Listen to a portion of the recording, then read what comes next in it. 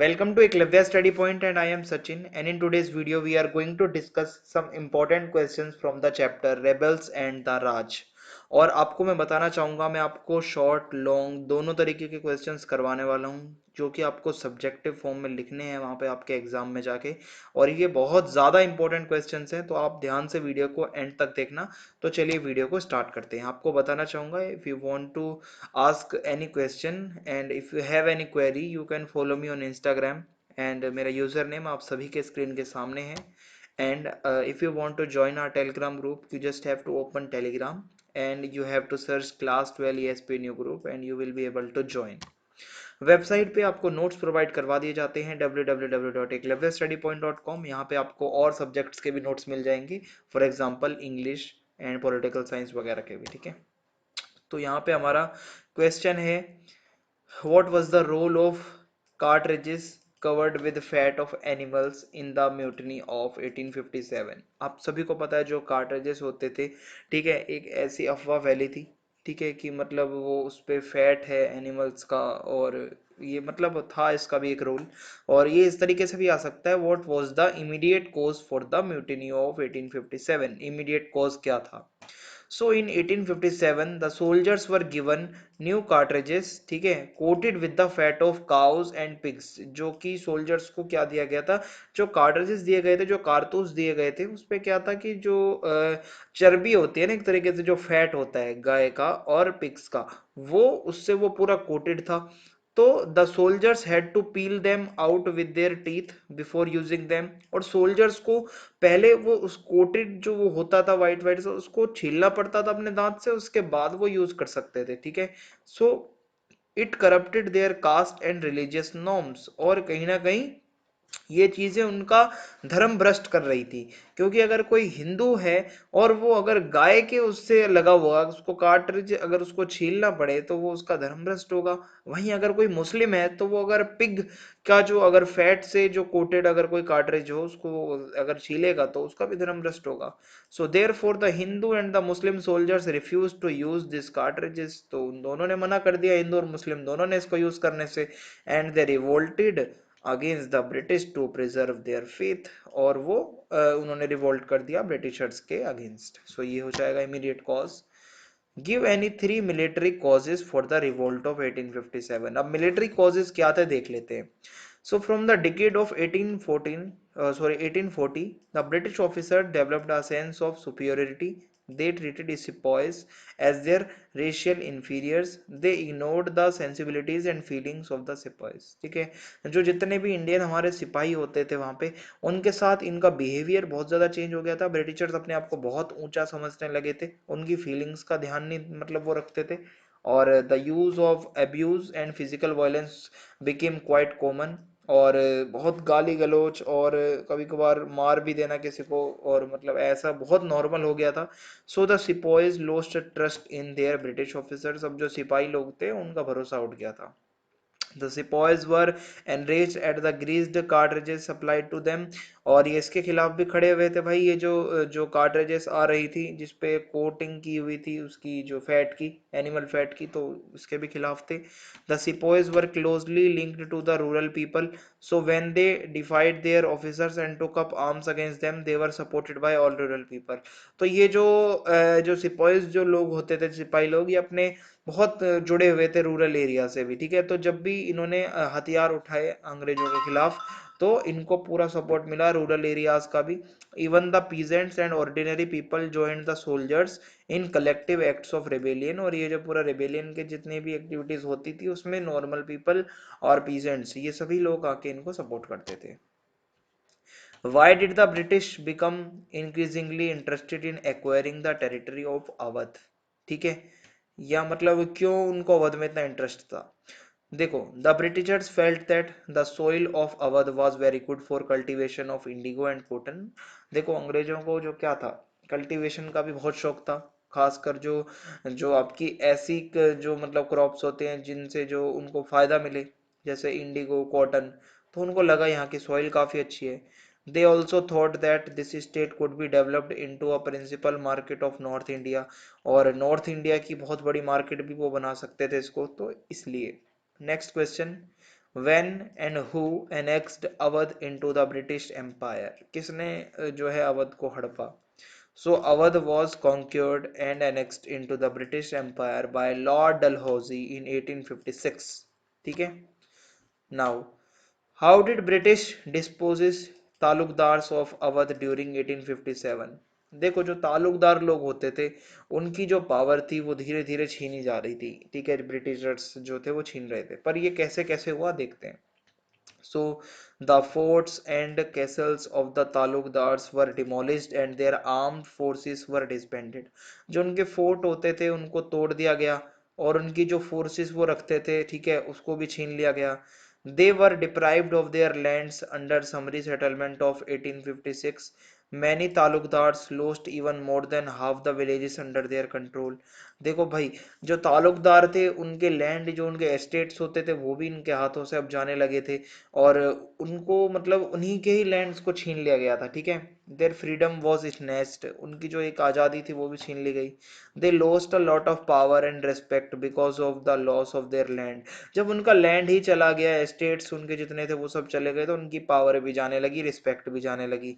और the demand of revenue was doubled, revenue double कर दिया गया. So it generated a sense of anger among the taluqdars, और इसी से तालुकदारों के अंदर एक एंगर आ गया, एक गुस्सा आ गया. Examine the provisions of subsidiary alliance system devised by Lord Wellesley in 1798 for India. Okay, हमें यहाँ पे बताने हैं इनके प्रोविजंस सब्सिडियरी अलायंस सिस्टम्स के. ठीक है, तो देखते हैं.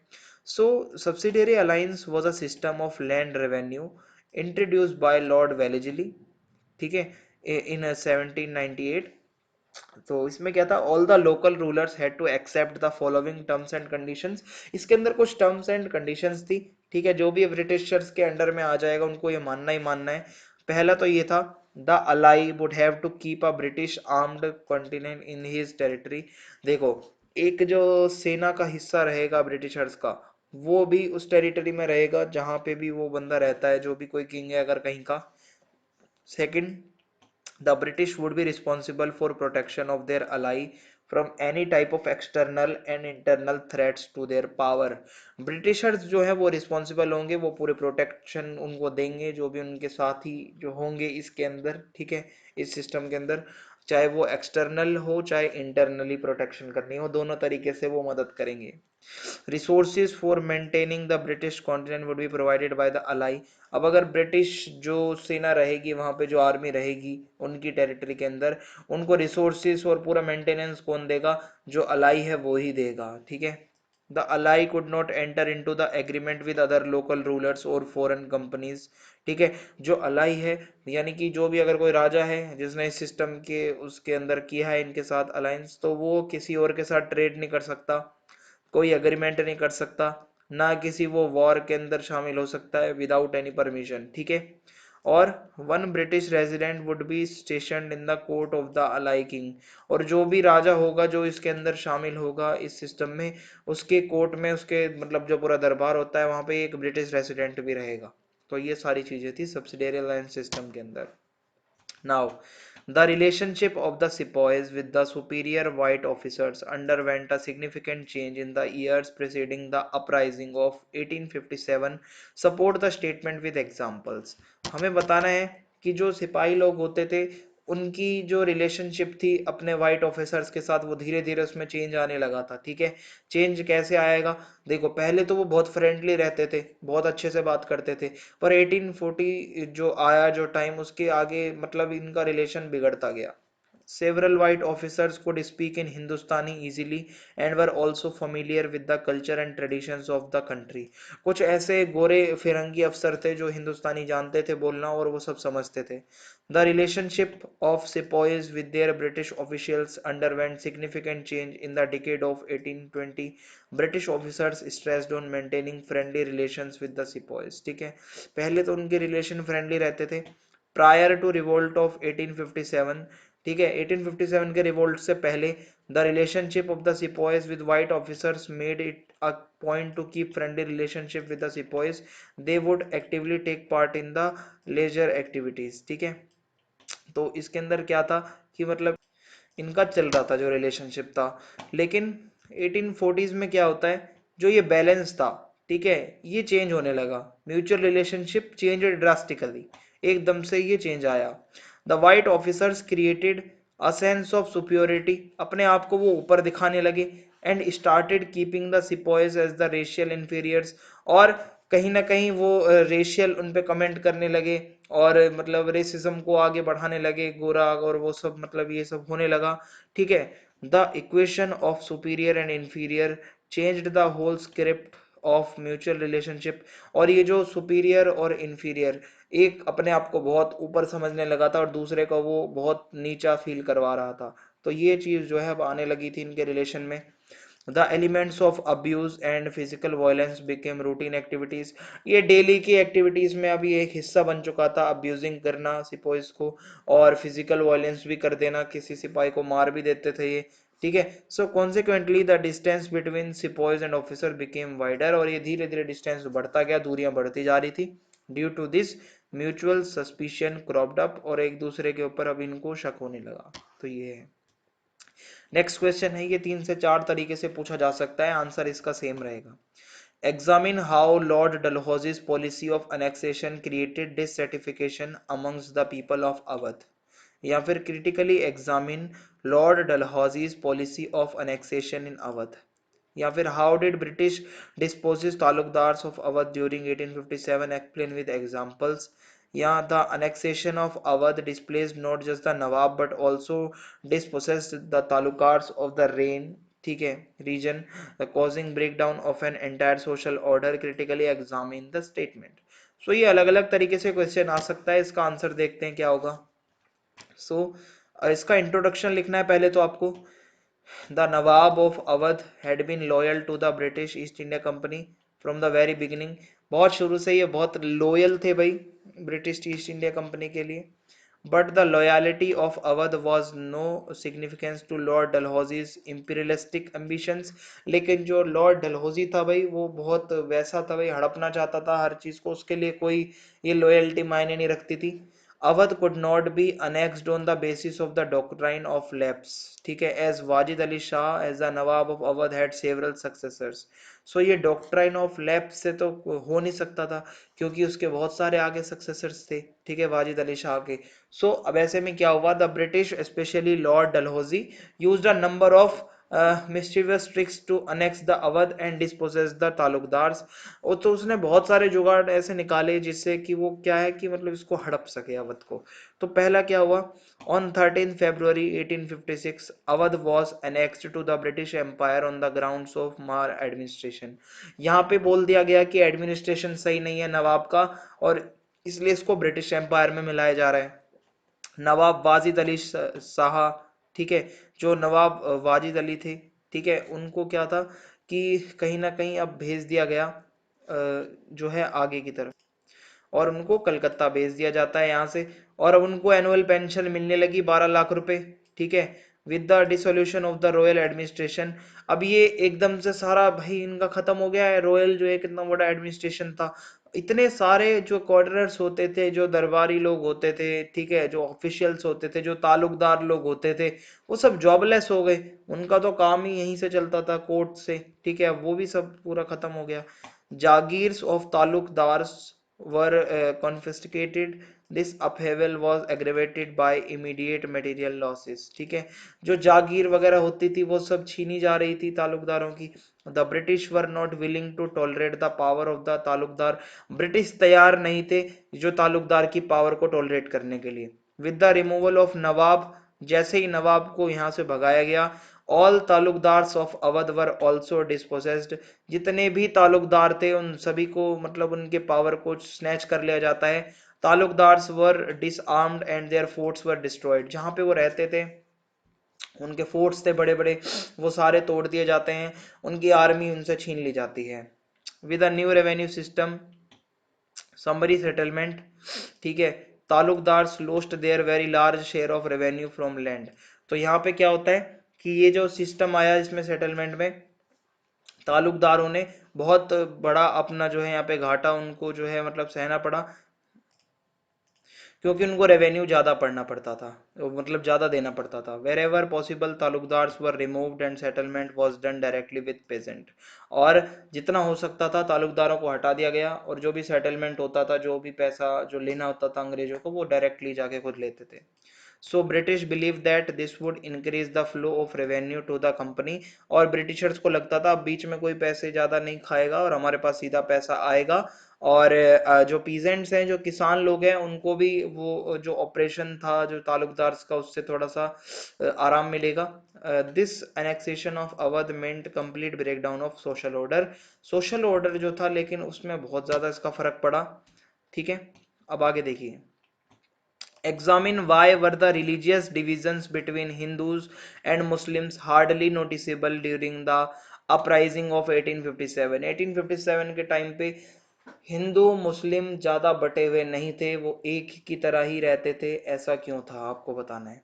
सो हाउ, ये इस तरीके से भी आ सकता है, how did the rebels in 1857 try to materialise their vision of unity, explain briefly. ठीक है, ये दिल्ली के जो है बोर्ड एग्जाम में भी आ चुका है पहले। So the revolt tried to garner the support, ठीक है, टू मतलब gain the support of all sections of society irrespective of their caste and creed. जो रिवोल्ट के अंदर जितने भी लोग थे, जो जितने भी रेबल्स थे, वो सभी का सपोर्ट चाहते थे। The rebellion was viewed as a war in which both the communities as Hindus and Muslims stood equally to gain and lose। यहाँ पे जो ये पूरी एक क्रांति थी, जो पूरा रिवोल्ट था, इसमें हिंदू और मुस्लिम दोनों इक्वली खड़े थे, चाहे किसी को लॉस हो या किसी को गेन हो, यहाँ पे दोनों साथ खड़े थे। The amicable relations with existence between the two communities were emphasized।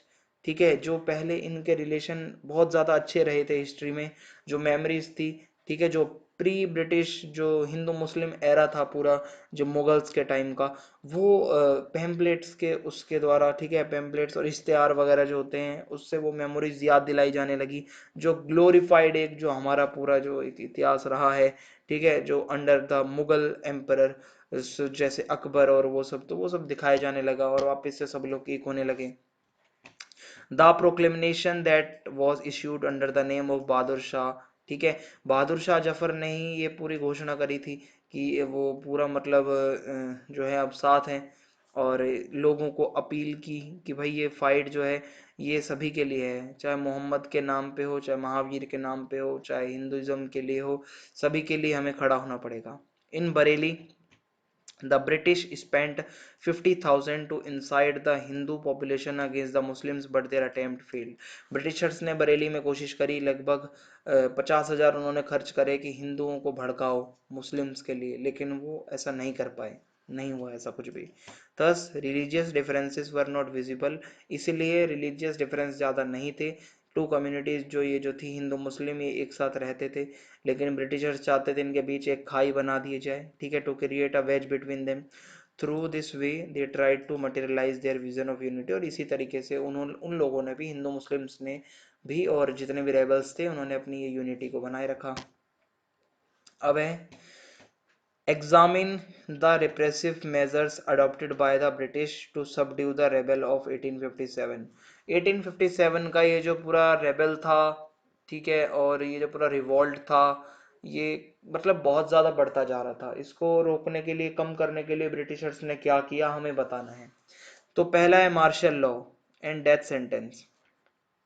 The British passed a series of laws to quell the insurgency in India. इन्होंने बहुत सारे लॉज को पास किया। By the laws passed in May and June 1857 the whole north India was put under martial law. Martial law लगा दिया गया।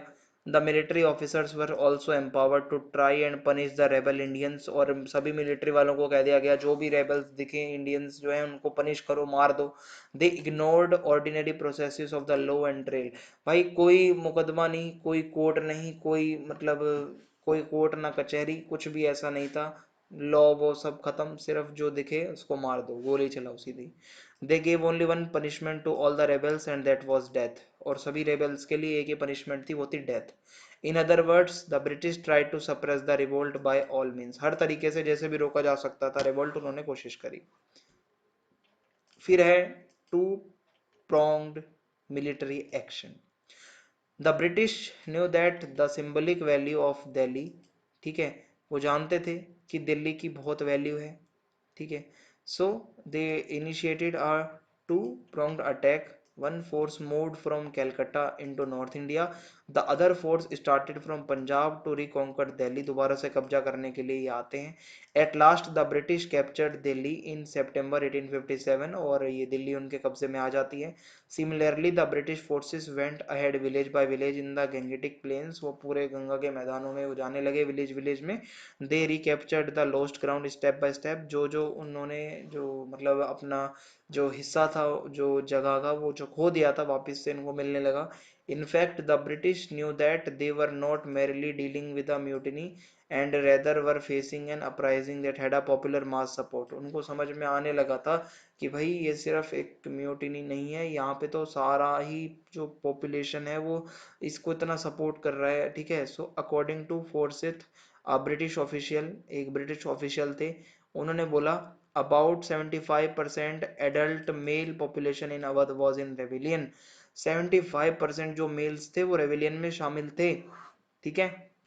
फिर है काउंटर इंसर्जेंसी ऑपरेशंस। अब ये क्या है देखते हैं।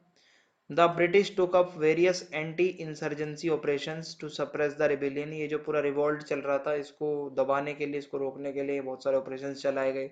दे फॉलोड प्रोट्रैक्टेड फाइटिंग, ठीक है। They did not care for the heavy losses that they face to snatch Delhi from the rebels. Delhi को वापस से छीनने के लिए उन्होंने ध्यान नहीं दिया, उनको फर्क नहीं पड़ता था कितने भी लोग मर जाएं, उनको बस अपना एक टारगेट दिख रहा था और वो था दिल्ली जीतनी है। Diplomacy. The British were worried where the big landlords and peasants had offered united resistance, so they tried to break up this unity by adopting diplomatic means। बहुत सारी इन्होंने डिप्लोमेटिक ऐसी कुछ चीज़ें करी जिससे लैंडलॉर्ड्स और पेजेंट्स जो थे ये आपस में इनके बहुत सारे झगड़े होने लगे।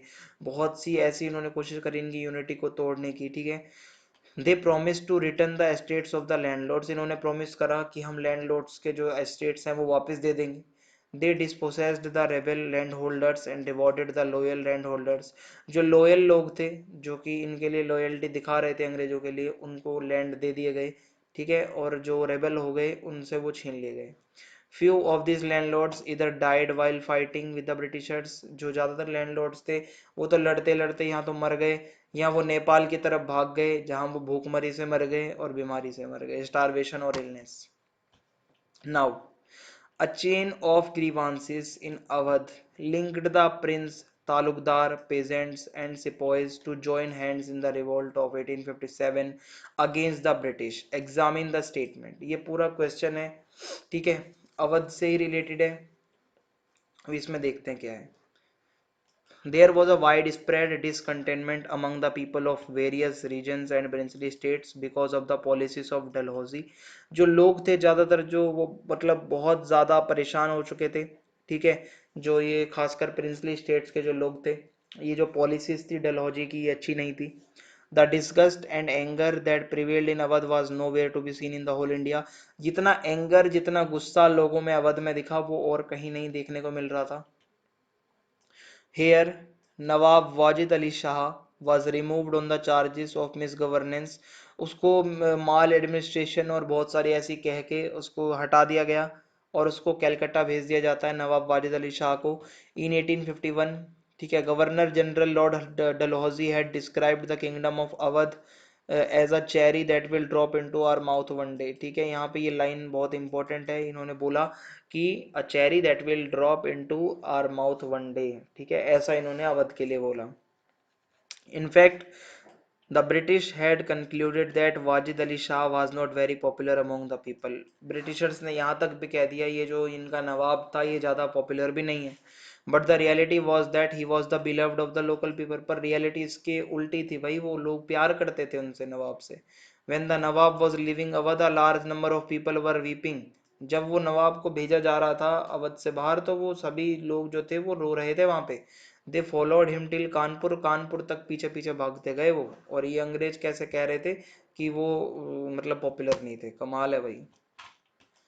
When the Nawab was removed, it brought an end to court and its culture।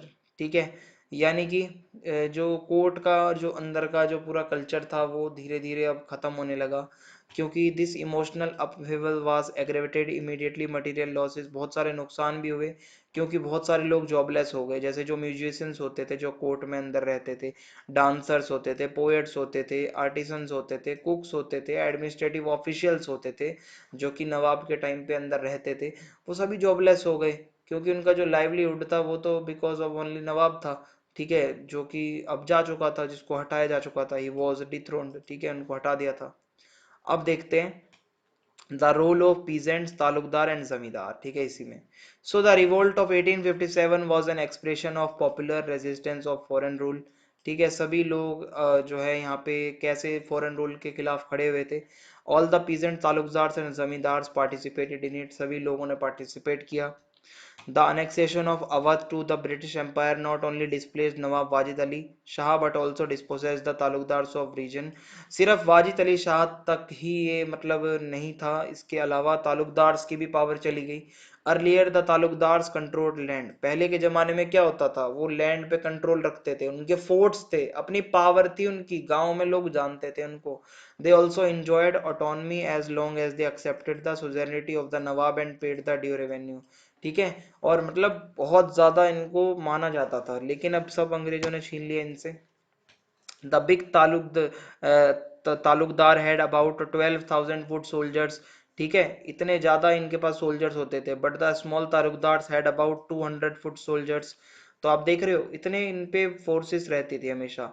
The British disarmed the taluqdars, लेकिन ये सब छीन लिया गया। एंड डिस्ट्रॉयड देयर फोर्ट्स, इनके सभी किले जो थे वो तोड़ दिए गए। They undermined their positions and authority by adopting a new land revenue policy. ठीक है, एक नई जो है लैंड रेवेन्यू पॉलिसी आई जिसमें इनका रोल खत्म कर दिया, वो डायरेक्टली खुद जाते थे वो जो है उनके जो रैयत के पास, और वो ले आते थे। For example, before the annexation of Awadh the talukdars held 67% villages of Awadh under their control. Awadh के हड़प जाने से पहले जो था, अवध के अंदर जो है लगभग 67% विलेजेस जो थे वो तालुकदार्स के ही कंट्रोल में आते थे। बट भाई जब से ये न्यू अब जो रेवेन्यू सिस्टम आ गया था, तो ये 67% से घट के 38% ही रह गए। Most of the peasants were not happy as most of them were over assessed at some place। the increase in revenue was from 30 to 70%। भाई रेवेन्यू बहुत बढ़ा दिया गया था, 30% से 70% तक बढ़ गया। सो ऐसे में पूरा सोशल सिस्टम का ब्रेकडाउन हो जाता है, ये होना ही था। और क्या हुआ, before the arrival of British the talukdars were oppressors. Britisher से पहले ये तालुकदार ही थे, ठीक है, जो वहाँ पे जो मतलब ऑपरेसर्स थे। They got a variety of dues from the peasants but they also pose themselves as if they were fatherly figures. They seemed considerate in times of need. देखो भाई, वो पैसे तो लेते थे बहुत ज्यादा उनसे, कभी कभी ज्यादा भी ले लेते थे, पर जब जरूरत के समय पे वो साथ भी खड़े रहते थे। ठीक है, जरूरत के समय पे वो साथ रहते थे। पर ब्रिटिश रूल के अंदर तो कुछ भी नहीं था ऐसा। ठीक है, कि मतलब जो पेमेंट जो ड्यू रह जाता था वो लेते ही लेते थे भाई। They also had to follow inflexible methods of collection. और वो बिल्कुल भी फ्लेक्सिबल नहीं थे मेथड जो ये कलेक्शन के होते थे। As all the talukdars and peasants were loyal to the nawab, they fought against the British. देखो ये सारे जो थे बहुत लॉयल थे, नवाब से बहुत प्यार करते थे, तालुकदार और पीजेंट्स वगैरह भी। तो इसलिए ये ब्रिटिश के लिए जो थे मतलब खिलाफ खड़े हो गए against. So there was an intense and long lasting revolt against the British in Awadh. Okay, और क्या था इसमें आप लिख सकते हो, whole the social order was broken down with the disposition. ठीक है, ये सारी चीजें जो है आप इसमें वही बताओगे कि कैसे क्या हो गया था। ठीक है, जो पहले क्रॉप का फेलियर भी होता था तो भी उनको कुछ ना कुछ राहत मिल जाती थी, पर अब तो इनको देने ही देने थे। पहले तो जो तालुकदार थे वो सपोर्ट दे देते थे, लोन भी दे देते थे, पर अब ऐसा कुछ भी नहीं हो रहा था। ठीक है, और यहाँ पे देखो, the resistance was intense and long lasting in the areas like Awadh. Awadh में बहुत सपोर्ट था भाई इसको, रिवोल्ट को। Here the fighting was carried on for long by talukdars and peasants, क्योंकि यहाँ पे तालुकदार और पीजेंट्स बहुत बड़े नंबर में अगेंस्ट खड़े थे ब्रिटिशर्स के। And some of these talukdars were loyal to the nawab, और ज्यादातर ये लॉयल थे नवाब के लिए। दैट्स वाई जो नवाब की वाइफ थी बेगम हजरत महल, उनको इन्होंने पूरा सपोर्ट दिया अपना। Now, what were the reasons for the revolt of 1857? Reasons बताने हैं। Was it a mutiny of sepoys or a national struggle for freedom? Justify your answer with arguments. अब ये लॉन्ग क्वेश्चंस करवाने वाला हूं मैं आपको, इससे पहले वाला भी लॉन्ग था। रीजंस बताने हैं रिवोल्ट के आपको, तो मैं आपको कैटेगराइज करके अलग अलग बताऊंगा। क्या ये सिर्फ सिपॉयज की म्यूटनी थी या पूरे पूरे नेशन का स्ट्रगल था? So let's see.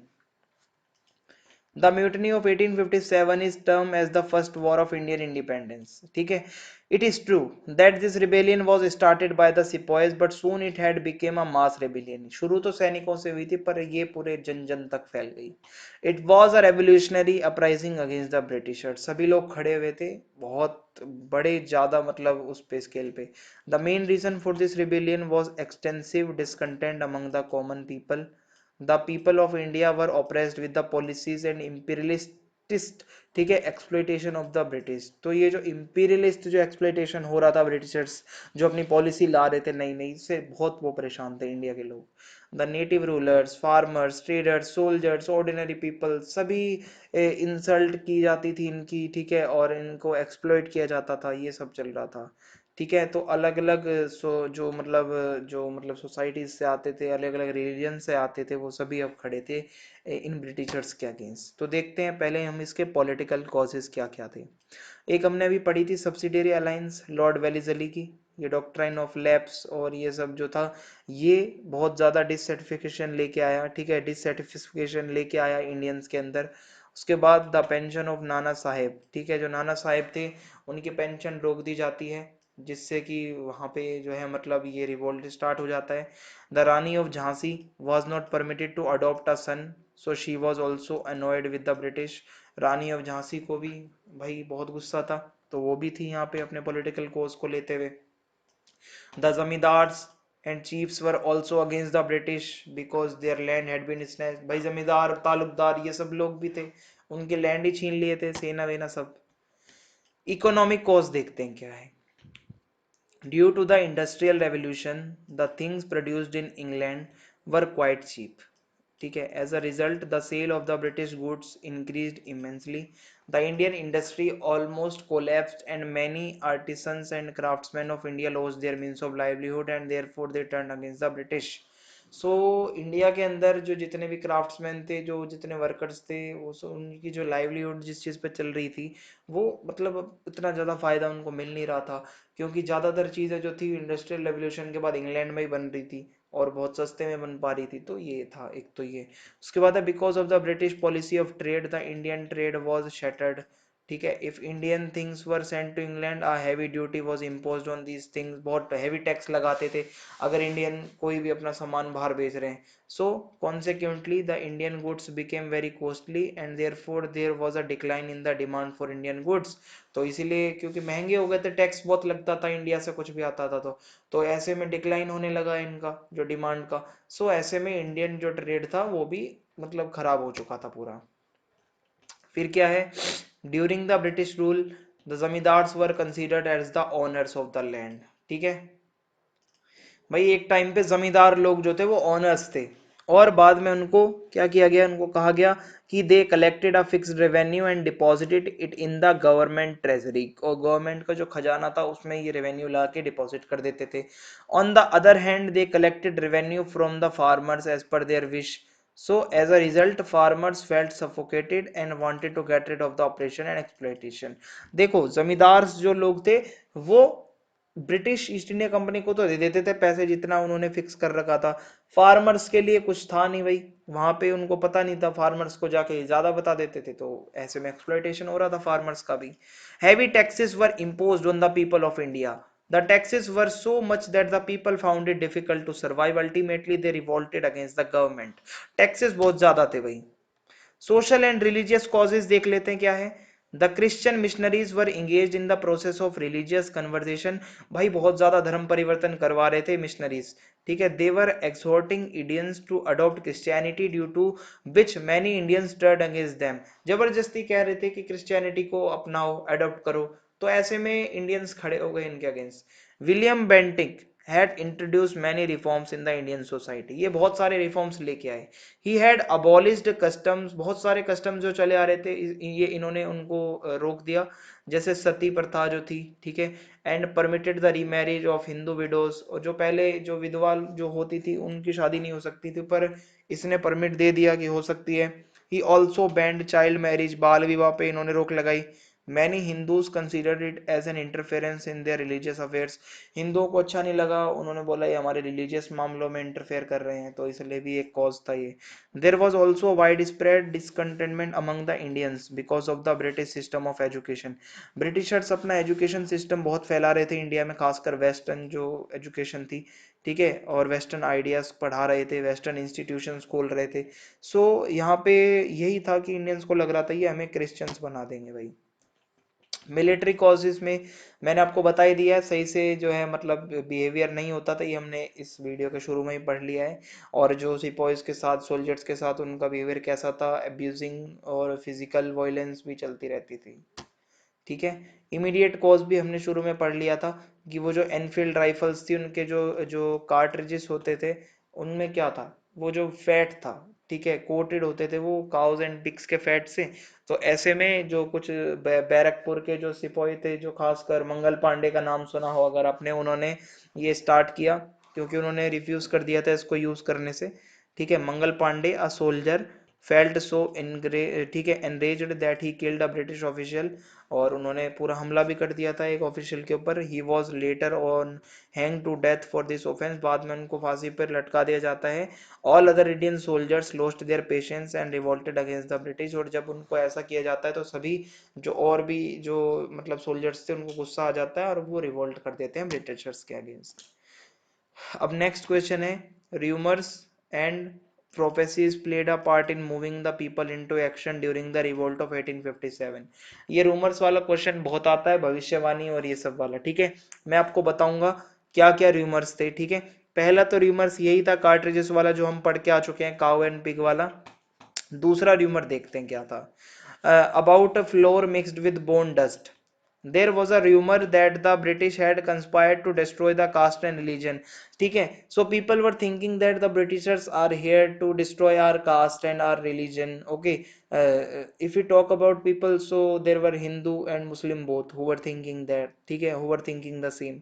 So some people spread the rumor that the British had mixed bone dust of cows and pigs in the flour that was sold in the market. So okay, so the product we are purchasing from the market, it's not safe anymore because there is some kind of a mixture of bone dust of cows and pigs.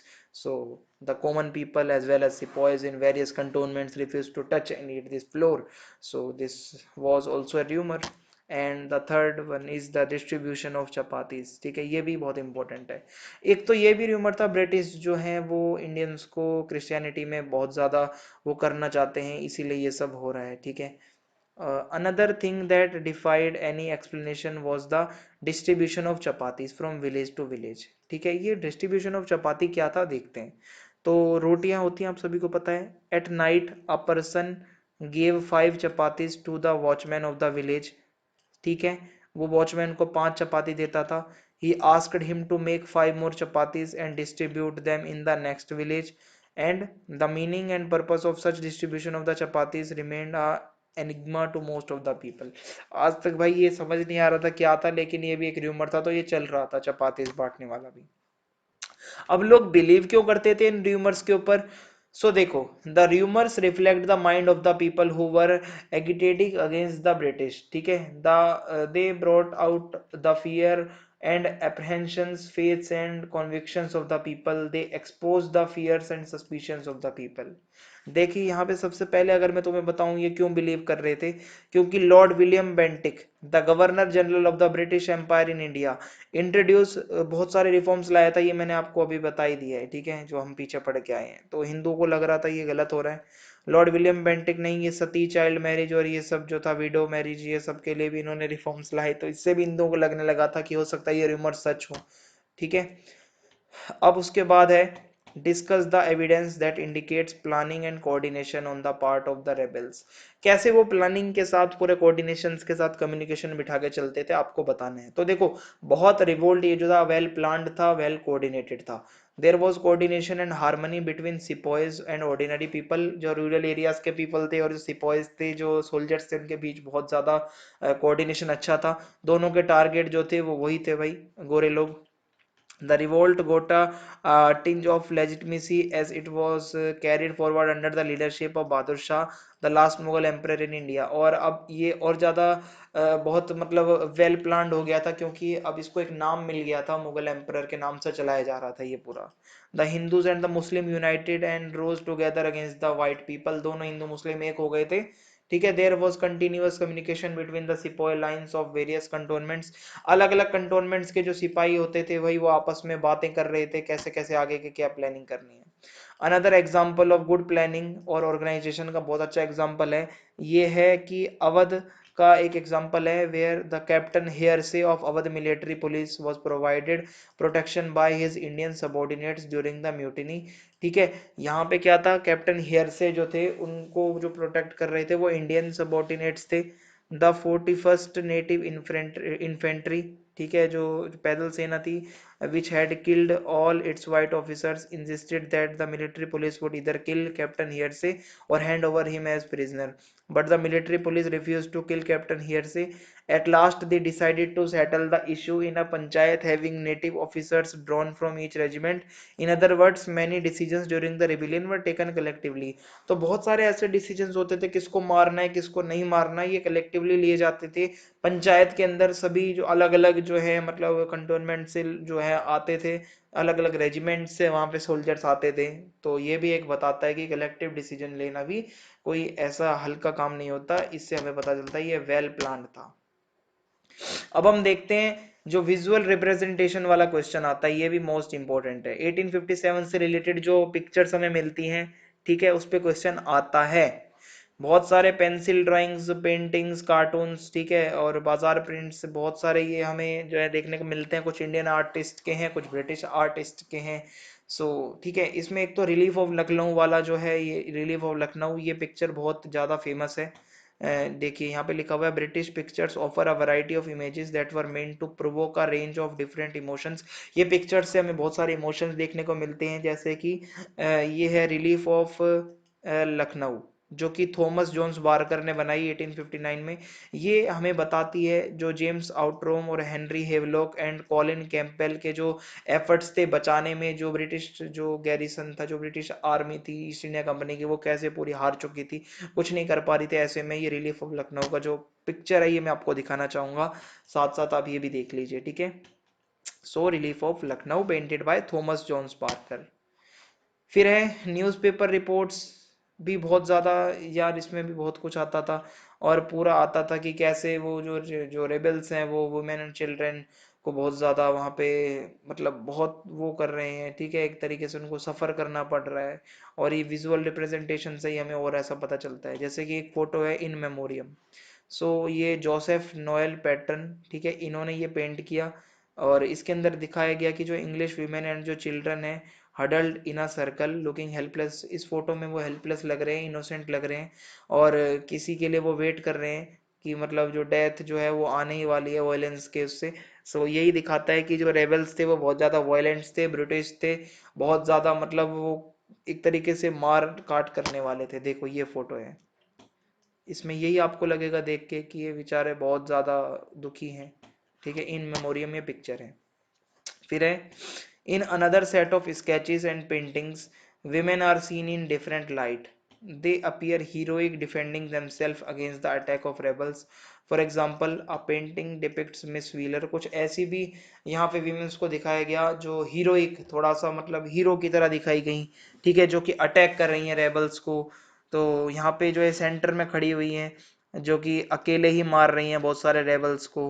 और ये बताता है कि किस तरीके से ये battle जो है मतलब जो है क्रिश्चियनिटी को बचाने के लिए ये कर रही हैं।